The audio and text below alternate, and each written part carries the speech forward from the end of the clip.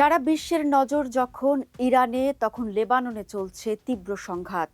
ইসরায়েলের আকাশপথ যখন ইরানের ড্রোন আর মিসাইলের আক্রমণের দিশেহারা, তখন সীমান্ত এলাকায় লেবাননের প্রতিরোধ গোষ্ঠীর হাতে মার খাচ্ছে নেতানিয়াহুর সেনারা। ইসরায়েল হয়তো ভেবেছিল নিরস্ত্র ফিলিস্তিনিদের বিরুদ্ধে যেভাবে গাজা অভিযানে বিনা মাঠে গোল দিয়েছে ইসরায়েলি সেনারা, লেবাননেও হয়তো তেমন কিছুই ঘটবে। তবে এখানে ভুল হিসেব করে মাঠে নেমেছে ইসরায়েলি প্রতিরক্ষা বাহিনী আইডিএফ। তার জেরেই প্রতিদিনই লেবাননের প্রতিরোধ গোষ্ঠীর সাথে যুদ্ধের ময়দানে খতম হচ্ছে ইসরায়েলি সেনারা। তার উপর দক্ষিণ লেবানন পাহাড়ি, ঘনবসতিপূর্ণ এবং গেরিলা যুদ্ধের জন্য উপযোগী। সংকীর্ণ রাস্তা, গ্রামাঞ্চল ও ভূগর্ভস্থ টানেল নেটওয়ার্ক ইসরায়েলি ট্যাঙ্ক ও সাজোয়া যানকে দুর্বল করে দেয়। আর তাই এখানে গাজার মতো একই রকম স্টাইলে অভিযান চালানোর কারণেই ধরা খেয়েছে ইসরায়েল।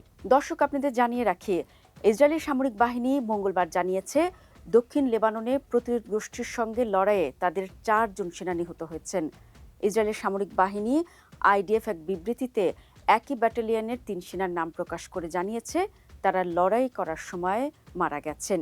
পৃথক আরেকটি বিবৃতিতে জানানো হয় একই ঘটনায় আরও একজন সেনা মারা গেছেন। অন্য একটি বিবৃতিতে বলা হয়েছে এই লড়াইয়ে আরও এক সেনা গুরুতর আহত হয়েছেন।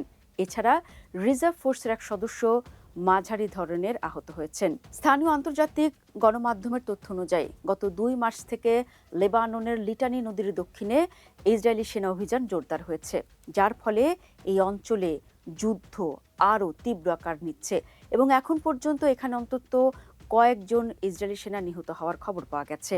সংঘাতের পাশাপাশি জাতিসংঘ শান্তিরক্ষা বাহিনীর সদস্যদের উপরেও হামলার ঘটনা ঘটেছে এবং এসব হামলায় কিন্তু বেশ কয়েকজন সদস্য নিহত হয়েছেন এবং কয়েকজন আহত হওয়ার খবরও আমরা পেয়েছি। শনিবার দক্ষিণ লেবাননে এক শান্তিরক্ষী বাহিনী নিহত হয়েছেন এবং অপর একজন গুরুতর আহত হয়েছেন, যেটি এইমাত্রই বললাম। এর আগেও কিন্তু লেবানন সীমান্তে ইসরায়েল এবং প্রতিরোধ গোষ্ঠীর সংঘর্ষে বেশ কয়েকজন শান্তিরক্ষী বাহিনী প্রাণ হারিয়েছিলেন। দর্শক, 26 মার্চ বৃহস্পতিবার ইসরায়েলি সামরিক বাহিনী প্রথমবার জানিয়েছে যে লেবাননের ভেতরে তথাকথিত বাফার জোন বা নিরাপদ অঞ্চল সম্প্রসারণের লক্ষ্যে তারা সেখানের কার্যক্রম শুরু করবে এবং এই কার্যক্রমে তাদের 162তম ডিভিশনের সেনারা অংশ নেবেন। এবং আপনাদের জানিয়ে রাখি, দক্ষিণ লেবাননে কিন্তু ইসরায়েল আগে থেকে সেনাবাহিনীর 2টি ডিভিশন মোতায়েন করেছিল এবং তাদের সঙ্গে কিন্তু ঘোষণার পরই 162তম ডিভিশনও যোগ দিয়েছে। এই অভিযানের সাথে কিন্তু পরোক্ষভাবে ইরানে আমেরিকা ও ইসরায়েলের অভিযান জড়িত। কিভাবে? চলুন সে ব্যাখ্যা দিই। সেটি হলো, গত 28 ফেব্রুয়ারি আমেরিকা ইসরায়েল যুদ্ধে ইরানের সর্বোচ্চ নেতা আয়াতুল্লাহ আলী খামেনি নিহত হওয়ার পর লেবাননের প্রতিরোধ গোষ্ঠী ইসরায়েলে রকেট হামলা শুরু করে। এর জবাবে মার্চ মাসের শুরু থেকে উত্তরের প্রতিবেশী দেশটিতে হামলা জোরদার করে নেতানিয়াহু প্রশাসন। তবে এই অভিযানের সাফল্যের বদলে কোণঠাসা হয়ে পড়েছে ইসরায়েলের সেনারা। ইসরায়েলের সামরিক বাহিনী লেবানন জুড়ে আকাশ ও স্থলপথে হামলা চালানোর পাশাপাশি দক্ষিণ লেবানন ও রাজধানী বৈরুতের বেশ কিছু শহরতলির বাসিন্দাদের ঘর বাড়ি ছাড়ার নির্দেশ দিয়েছিল। লেবাননের স্বাস্থ্য মন্ত্রণালয়ের হিসাব অনুযায়ী ইসরায়েলের এই হামলায় এ পর্যন্ত অন্তত 1116 জন নিহত ও 3229 জন আহত হয়েছেন। দর্শক, এই যে ইসরায়েলের এই বিস্তৃত সামরিক অভিযানে কিন্তু দিন শেষে ইরানের পাশাপাশিও কিন্তু লেবাননের অনেক মানুষ হতাহত হয়েছে। এই বিস্তৃত স্থল অভিযান লেবাননে ভয়াবহ মানবিক বিপর্যয় ডেকে আনবে বলে কিন্তু আগে থেকে সতর্ক করেছিল ফ্রান্স, যুক্তরাজ্য, জার্মানি, ইতালি এবং কানাডা। তবে সেই সব সতর্কতাকে উপেক্ষা করে লেবাননে স্থল অভিযান চালিয়ে যাচ্ছে ইসরায়েলি সেনাবাহিনী।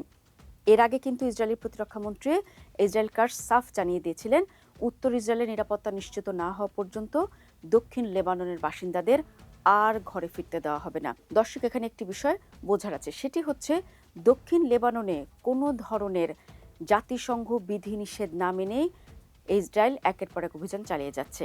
আপনাদের জানিয়ে রাখি, এই অঞ্চলে কিন্তু এর মধ্যে যুদ্ধবিরতির একটি চুক্তি হয়েছে এবং চলার কথা, কিন্তু সেটি কিন্তু মানছে না ইসরায়েলি সেনাবাহিনী। তবে এই যে ইসরায়েলি সেনাবাহিনী অভিযান চালাচ্ছে, এই হুঁশিয়ারিতে কিন্তু মোটেও ভীত নয় লেবাননের প্রতিরোধ গোষ্ঠীটির প্রধান নাইম কাশেম কয়েকদিন আগেই ইসরায়েলের বিরুদ্ধে সীমাহীন লড়াই চালিয়ে যাওয়ার অঙ্গীকার করেছিলেন। ইরান সমর্থিত এই সশস্ত্র গোষ্ঠীটি বৃহস্পতিবার ইসরায়েলের বিরুদ্ধে 45টিরও বেশি সামরিক অভিযান চালানোর দাবি করেছে।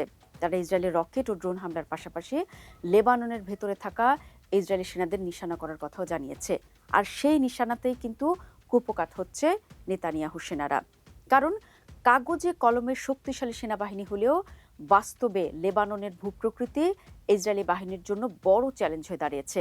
লেবাননের প্রতিরোধ গোষ্ঠীটি সরাসরি যুদ্ধ না করে হিট অ্যান্ড রান কৌশল ব্যবহার করছে। তারা ছোট ছোট দলে বিভক্ত হয়ে অতর্কিত হামলা চালায়, তারপর দ্রুত সরে যায়। এতে ইসরায়েলি সেনারা লক্ষ্য নির্ধারণ করতে হিমশিম খাচ্ছে। তাছাড়া তাদের হাতে অ্যান্টি ট্যাঙ্ক মিসাইল, ড্রোন এবং দীর্ঘ পাল্লার রকেট রয়েছে। এসব অস্ত্র ইসরায়েলের আধুনিক প্রযুক্তিকেও চ্যালেঞ্জের মুখে ফেলেছে। দর্শক, আপনাদের জানিয়ে রাখি, ইসরায়েল দীর্ঘদিন ধরে দক্ষিণ লেবাননের সশস্ত্র গোষ্ঠীকে তার প্রধান নিরাপত্তা হুমকি হিসেবে দেখে আসছে। এই সংগঠনটি বহু বছর ধরে সীমান্ত এলাকায় রকেট হামলা, ড্রোন আক্রমণ এবং গেরিলা কৌশল ব্যবহার করে আসছে। আর গাজা যুদ্ধের পর উত্তর সীমান্তে কিন্তু সেই বহু বছর ধরে চলা উত্তেজনা আরও বেড়েছে। দর্শক, এই সংঘাতের কারণে লেবাননের বিভিন্ন স্থানে বেসামরিক ও সামরিক পরিস্থিতি ক্রমশ কঠিন হয়ে উঠছে এবং আন্তর্জাতিক পর্যবেক্ষক সহ মানবাধিকার সংগঠনগুলো দুপক্ষকেই সংঘাত কমিয়ে আনার আহ্বান জানাচ্ছে। এই সংঘাতকে কেন্দ্র করে পরিস্থিতি কিন্তু দিনকে দিন আরও জটিল হয়ে দাঁড়াচ্ছে এবং সেই এলাকাতে স্থিতিশীল অবস্থা ফেরানোর জন্য কিন্তু এই সংঘাত বড় চ্যালেঞ্জ হয়ে দাঁড়িয়েছে। সবশেষে বলা যায়, লেবাননের স্থলাভিযানে ইসরায়েল যে দ্রুত বিজয়ের আশা করেছিল, বাস্তবতা তার চেয়ে অনেক কঠিন। কারণ কঠিন ভূখণ্ড, গেরিলা কৌশল এবং আঞ্চলিক রাজনীতির কারণে তারা এখন চাপে রয়েছে। হতাহতের সংখ্যা বাড়ার সঙ্গে সঙ্গে কিন্তু অভ্যন্তরীণ এবং আন্তর্জাতিক চাপও বাড়ছে। তারপরেও বলা যায়, এই সংঘাতের ভবিষ্যৎ অনিশ্চিত। তবে একটি বিষয় স্পষ্ট, এটি শুধু কিন্তু একটি সীমান্ত যুদ্ধ নয়, বরং মধ্যপ্রাচ্যের শক্তির ভারসাম্য নির্ধারণের একটি গুরুত্বপূর্ণ অধ্যায়।